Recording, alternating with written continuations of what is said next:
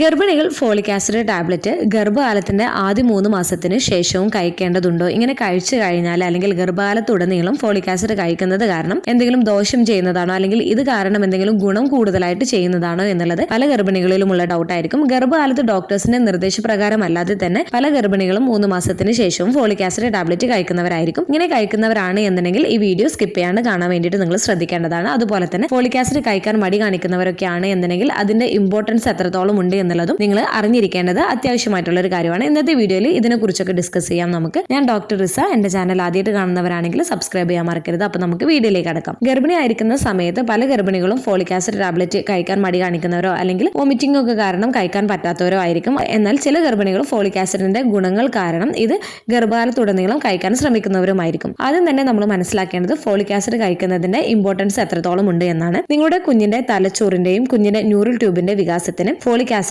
അത്യാവശ്യമായിട്ടുള്ള ഒരു കാര്യമാണ്. കുഞ്ഞുങ്ങളിൽ ഉണ്ടാവുന്ന സ്പൈന ബൈഫിഡ, അനങ്കിഫാല് പോലുള്ള വൈകല്യങ്ങളിൽ നിന്ന് ഇത് തടയാൻ സഹായിക്കുകയും ചെയ്യുന്നതാണ്. അതുകൊണ്ട് തന്നെ ഗർഭധാരണത്തിന് മുൻപുള്ള 2-3 മാസം മുമ്പ് തന്നെ കഴിക്കാൻ വേണ്ടിയിട്ട് ഡോക്ടേഴ്സ് നിർദ്ദേശിക്കാറുണ്ട്. അതുപോലെ തന്നെ ഗർഭിണികളിൽ ആദ്യത്തെ 3 മാസവും, അതായത് ഏകദേശം ഒരു 12 ആഴ്ച വരെ ഗർഭിണികൾക്ക് ഫോളിക് ആസിഡ് ടാബ്ലറ്റ് കഴിക്കാൻ നൽകുകയും ചെയ്യാറുണ്ട്. 12 വീക്സ് വരെയെങ്കിലും നിങ്ങൾ ഫോളിക് ആസിഡ് ടാബ്ലറ്റ് കഴിക്കാൻ ശ്രദ്ധിക്കേണ്ടതാണ്. ഈ ഒരു 12 വീക്സ് ആവുന്ന സമയത്ത് കുഞ്ഞിന്റെ ന്യൂറൽ ട്യൂബ് ക്ലോസ് ആവുകയും ചെയ്യുന്നതാണ്. അടുത്തത് ഫോളിക് ആസിഡ് സെൽ ഡിവിഷനും DNA സിന്തസിസും ഉൾപ്പെടുന്നുണ്ട്. കുഞ്ഞിന്റെ ദ്രുതഗതിയിലുള്ള കോശ വളർച്ചയ്ക്കും വികാസവും ഉണ്ടാകുമ്പോൾ ഇത് വളരെ പ്രധാനമായിട്ടുള്ള ഒരു കാര്യമാണ്. അതുപോലെ തന്നെ ഫോളിക് ആസിഡ് ചുവന്ന രക്താണുക്കളുടെ രൂപീകരണത്തിന് സഹായിക്കുന്നുണ്ട്. അമ്മയിലും വളരുന്ന കുഞ്ഞിലും ഉണ്ടാവുന്ന വിളർച്ച തടയുന്നതിന് ഈ ഒരു ഫോളിക് ആസിഡ് ടാബ്ലറ്റ് സഹായിക്കുന്നുണ്ട്. അതുകൊണ്ട് തന്നെ ഗർഭാവസ്ഥയിൽ നിങ്ങൾ ഈ ഒരു ഫോളിക് ആസിഡ് സ്കിപ്പ് ചെയ്യാണ്ട് കഴിക്കുന്നതിന് വേണ്ടിയിട്ട് നിങ്ങൾ ശ്രദ്ധിക്കേണ്ടതാണ്.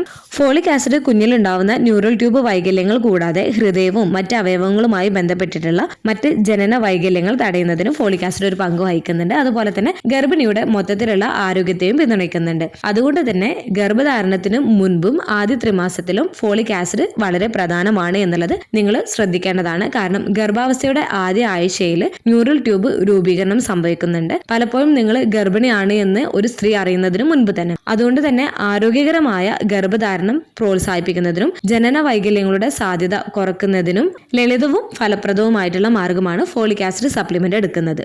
എന്നാൽ ഈ ഒരു ഫോളിക് ആസിഡ് സപ്ലിമെന്റ് എടുക്കുന്നത് ഗുണം ചെയ്യുന്നുണ്ട് എന്നുണ്ടെങ്കിലും നിങ്ങൾ ഡോക്ടേഴ്സിന്റെ നിർദ്ദേശപ്രകാരം അല്ലാണ്ട് നിങ്ങൾ ഓവറായിട്ട് നിങ്ങൾ ഗർഭകാലത്ത് ഫോളിക് ആസിഡ് സപ്ലിമെന്റ് എടുക്കുന്നത് അത്ര നല്ലതല്ല. കാരണം ഗർഭിണികളിൽ സാധാരണയായിട്ട് ഫോളിക് ആസിഡ് ടാബ്ലറ്റ് നിർദ്ദേശിക്കാറുള്ളത് 500 മൈക്രോഗ്രാമോ അല്ലെങ്കിൽ 600 മൈക്രോഗ്രാമോ ആണ് നിർദ്ദേശിക്കാറുള്ളത്.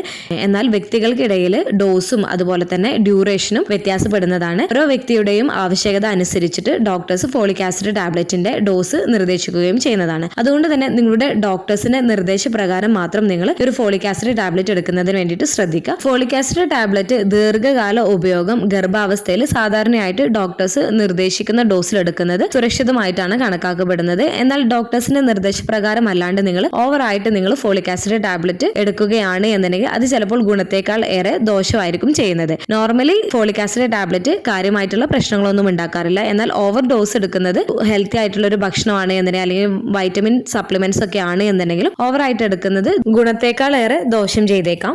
ഓവറായിട്ട് നിങ്ങൾ ഈ ഒരു ഫോളിക് ആസിഡ് ടാബ്ലറ്റ് എടുക്കുകയാണ് എന്നുണ്ടെങ്കിൽ വൈറ്റമിൻ B12 കുറവ് മൂലമുണ്ടാവുന്ന ലക്ഷണങ്ങളെ അത് മാസ്ക് ചെയ്യുന്നതിന് കാരണമാവുകയും ഇത് ആശങ്കാജനകമാണ്. കാരണം B12 കുറവ് നാഡീ സംബന്ധമായ പ്രശ്നങ്ങൾക്ക് കാരണമാവുന്നതാണ്. നേരത്തെയുള്ള കണ്ടെത്തലുകൾ പ്രധാനമായിട്ടുള്ള ഒരു കാര്യമാണ്. അതുപോലെ തന്നെ ഫോളിക് ആസിഡ് ഓവർ ഡോസിൽ എടുക്കുന്നത് ചില മെഡിസിൻസുമായിട്ട് ഇന്ററാക്ഷൻസ് ഉണ്ടാവുന്നതിന് കാരണമായേക്കാം. അതുപോലെ തന്നെ അപൂർവം ചിലരിൽ അലർജീസ് ഒക്കെ ഉണ്ടാക്കുന്നതിനും സ്കിൻ റാഷസ് ഒക്കെ ഉണ്ടാക്കുന്നതിനും ഇടയാക്കുകയും ചെയ്യുന്നതാണ്. അതുകൊണ്ട് തന്നെ ഗർഭാവസ്ഥയിൽ നിങ്ങൾ ഫോളിക് ആസിഡ് ടാബ്ലറ്റ് എടുക്കുന്നതിന് മുൻപായിട്ട് കറക്റ്റ് ആയിട്ടുള്ള ഡോസും കാര്യങ്ങളും അതുപോലെ തന്നെ എത്ര നാൾ ഉപയോഗിക്കണം എന്നുള്ളതൊക്കെ വ്യക്തമായിട്ട് നിങ്ങളുടെ ഡോക്ടേഴ്സിനോട് നിങ്ങൾ ചോദിച്ച് മനസ്സിലാക്കുകയും ചെയ്യേണ്ടതാണ്. ചില ഗർഭകാലത്ത് എടുക്കുന്ന സപ്ലിമെന്റ്സിൽ ഓൾറെഡി ഫോളിക് ആസിഡ് ഇൻക്ലൂഡ് ആയിരിക്കും. അതുപോലെ ചില ഗർഭിണികൾക്ക് വിളർച്ചയൊക്കെ വരാനുള്ള സാധ്യതയുണ്ട് എന്നൊക്കെ ഉണ്ടെങ്കിൽ ഡോക്ടേഴ്സ് ഫോളിക് ആസിഡ് ടാബ്ലറ്റ് നൽകുകയും ചെയ്യാറുണ്ട്. ഓരോ ഡോക്ടേഴ്സും ഓരോ വ്യക്തിയുടെ ആവശ്യകത അനുസരിച്ചിട്ട് ഇതിന്റെ ഇതിന്റെ ഡോസിലും അതുപോലെ തന്നെ നൽകുന്ന ഡ്യൂറേഷനും വ്യത്യാസം വരാം. ചില ഗർഭിണികൾക്ക് ആദ്യത്തെ 3 മാസമായിരിക്കും നൽകുന്നത്. ചില ഗർഭിണികൾക്ക് 4-5 മാസത്തിലൊക്കെ ഫോളിക് ആസിഡ് ടാബ്ലറ്റ് നൽകുകയും ചിലർക്ക് ഗർഭകാലത്തുടനീളം ഫോളിക് ആസിഡ് ടാബ്ലറ്റ് കഴിക്കാൻ നൽകുകയും ചെയ്യുന്നതാണ്. ഗർഭിണികൾ മൊത്തത്തിൽ കുഞ്ഞിന്റെ ന്യൂറൽ ട്യൂബ്, തലച്ചോറ്, സുഷുമ്ന നാഡി എന്നിവയുടെ ശരിയായ വികാസത്തിന് ആവശ്യമായിട്ടുള്ള ഫോളിക് ആസിഡ് കഴിക്കുന്നുണ്ട് എന്നുള്ളതും ഉറപ്പാക്കേണ്ടത് പ്രധാനമായിട്ടുള്ള ഒരു കാര്യമാണ്. ഫോളിക് ആസിഡ് ടാബ്ലറ്റ് കഴിക്കാൻ പറ്റാത്തവരാണ് എന്നുണ്ടെങ്കിൽ ഭക്ഷണത്തിൽ കൂടുതലായിട്ട് ഫോളിക് ആസിഡ് അടങ്ങിയിട്ടുള്ള ഭക്ഷണങ്ങൾ ഉൾപ്പെടുത്താൻ വേണ്ടിയിട്ട് ശ്രദ്ധിക്കേണ്ടതാണ്. ഫോളിക് ആസിഡ് ടാബ്ലറ്റ് നിങ്ങൾക്ക് എപ്പോൾ വേണമെങ്കിലും കഴിക്കാവുന്നതാണ്. രാവിലെയോ ഉച്ചക്കോ വൈകിട്ടോ അല്ലെങ്കിൽ ഭക്ഷണത്തിന് മുൻപോ ശേഷമോ ഒക്കെ ആയിട്ട് നിങ്ങൾക്ക് കഴിക്കാവുന്നതാണ്. അതുപോലെ ചിലർ